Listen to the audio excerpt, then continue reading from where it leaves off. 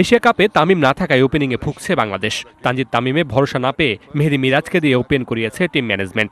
বাংলাদেশ দল যে টনিকটা পেয়েছে আফগানিস্তানকে হারিয়ে সেটা হয়তো অব্যাহত থাকবে, কিন্তু শেষ পর্যন্ত টিম টাইগার্স আসলে তার চেনা রূপে 50 ওভার খেলতে না পারা, আসলে 50 ওভার বললে এখন মাত্র এক অ্যাপস ব্যবহার করে 6টি সিমে রিচার্জ করুন। রিচার্জ কমিশন প্রতি হাজারে পাচ্ছেন 25 থেকে 40 টাকা। ফলে কমিশন অর্থাৎ লাভ থাকছে 100 থেকে 400 টাকা পর্যন্ত। তাছাড়া বিদ্যুৎ, ইন্টারনেট, ডিশ, গ্যাস বা পানির বিল প্রদান করুন খুব সহজেই।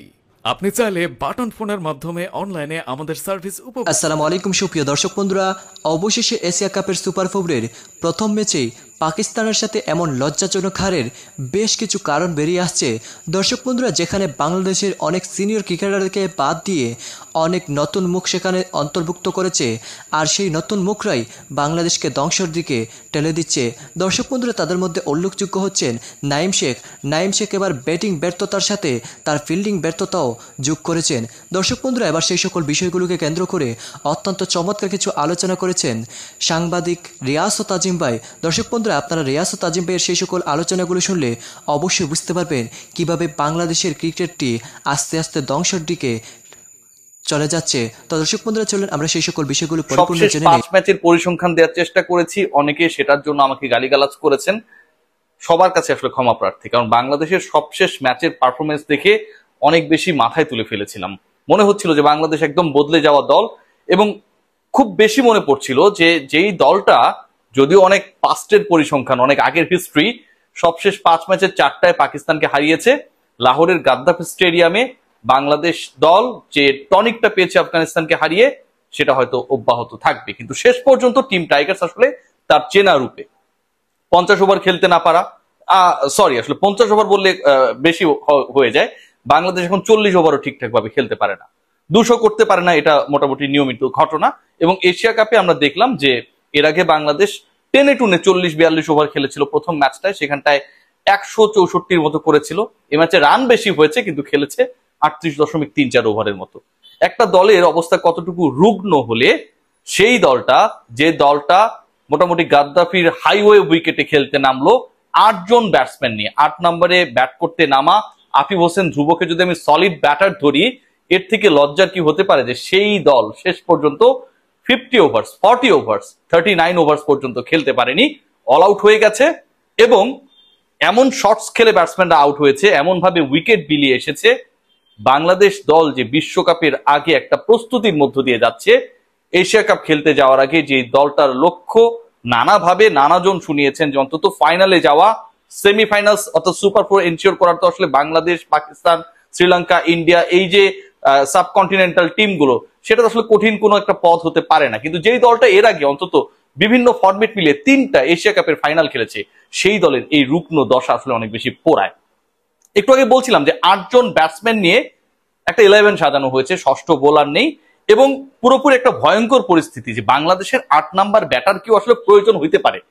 ধরেন আপনি 8 নম্বরে 7 নম্বরে এমন একজনকে খেলাচ্ছেন, টিম ম্যানেজমেন্ট বিভিন্ন সময় এই বক্তব্যগুলো দেয় যে হচ্ছে মোটামুটি বোলিং অপশনটা রাখে, বল করতে পারে, ক্রিকেট বোর্ড থেকে, ক্রিকেট বোর্ডের শীর্ষ মহল থেকে নানা সময় আমরা সেই বক্তব্যটা পেয়েছি, এবং এটা খুবই লজিক্যাল, আমি সেটাকে স্বীকার করে নিচ্ছি। কিন্তু আজকে যখন বাংলাদেশের 7 নাম্বার ব্যাটার আমরা দেখলাম যে শামীম হোসেন পাটোয়ারি এবং 8-এ আফিফ হোসেন ধ্রুব, দুজন যখন এমন একটা সেট সিচুয়েশন পেলেন, দুজনে যখন এমন একটা সিচুয়েশন পেলেন যেখান থেকে বাংলাদেশের স্কোরটা, তারা যদি টিকে থাকতেন, ভুলভাল শর্টস না খেলতেন, প্রেশারটাকে যদি তারা না নিতেন, তাহলে হয়তো স্কোরটা 270-80ও হতে পারত। ডিফিকাল্ট ছিল না।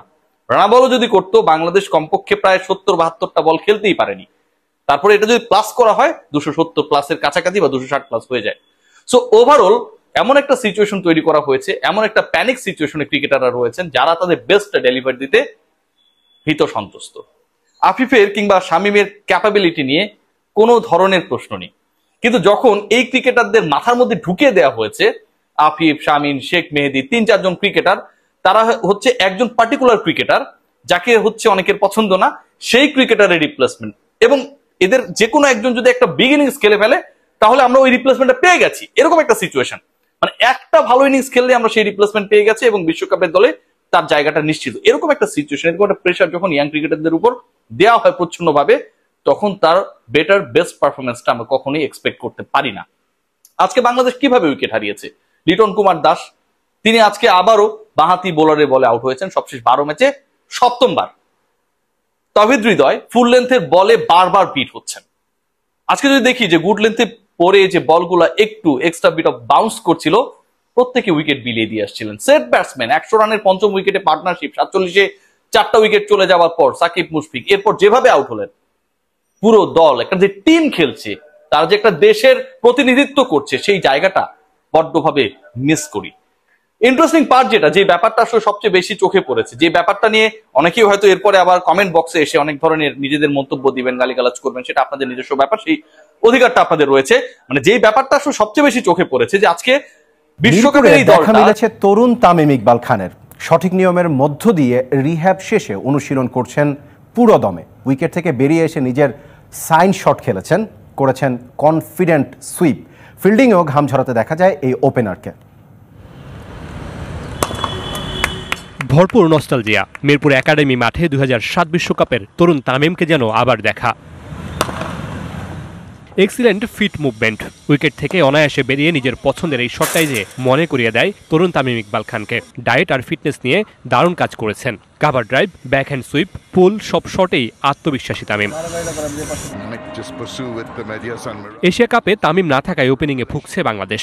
তানজিদ তামিমে ভরসা না পেয়ে মেহেদী মিরাজকে দিয়ে ওপেন করিয়েছে টিম ম্যানেজমেন্ট। লিটন দলে ফিরলেও ফিরে পাননি ওপেনিং স্লট। বিশ্বকাপের তামিম লিটনের জমে যাওয়া ওপেনিং জুটিটাকেই প্রত্যাশা করে কোটি টাইগার ফ্যান। ঘরের মাঠে নিউজিল্যান্ড সিরিজ দিয়ে ফেরার কথা দেশসেরা ওপেনারের, সেভাবেই নিজেকে প্রস্তুত করছেন সদ্য সাবেক টাইগার ক্যাপ্টেন।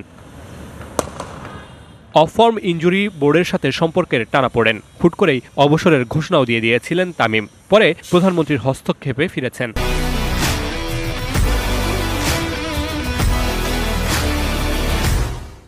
কিন্তু অধিনায়কের পদ থেকে সরে গেছেন। ক্যাপ্টেন্সির চাপ নেই, পুরনো সেই ড্যাশিং তামিম ফিরছেন উইকেটে। 2007 সাল থেকে লাল সবুজ জার্সিতে সবগুলো ওয়ানডে বিশ্বকাপে ছিলেন তামিম, কিন্তু বিশ্বকাপে নিজের সেরা খেলাটা খেলতে পারেননি টাইগার ওপেনার। নিজের সম্ভাব্য শেষ বিশ্বকাপটাকে নিশ্চয়ই স্মরণীয় করে রাখতে চাইবেন টাইগার জার্সিতে। আপনারা হয়তো পুরো ভিডিওটি দেখে এবং রিয়াসাত আজিমের এই সকল কথাগুলো শুনে অবশ্যই বুঝতে পেরেছেন অবশেষে বাংলাদেশের যে পরিস্থিতি সৃষ্টি হয়েছে এবং সেই সাথে বাংলাদেশের ক্রিকেটের যে পরিস্থিতি সৃষ্টি হয়েছে, সেই পরিস্থিতি থেকে কখন যে বেরিয়ে আসবে সেটাই বলা মুশকিল। এবং সেই সাথে ওপেনারদের এমন ব্যর্থতা অত্যন্ত লজ্জাজনক এবং বাংলাদেশের মধ্যে এটাই বেশ পরিচিত। তো দর্শক বন্ধুরা, আপনারা পুরো ভিডিওটি দেখে এবং সিনিয়র ক্রিকেটারদেরকে বাদ দিয়ে নতুন ক্রিকেটারদেরকে সুযোগ দেওয়াকে কেন্দ্র করে আপনারা কীভাবে দেখছেন অবশ্যই কমেন্ট করে জানিয়ে দেবেন। তো দর্শক বন্ধুরা, ভালো থাকুন।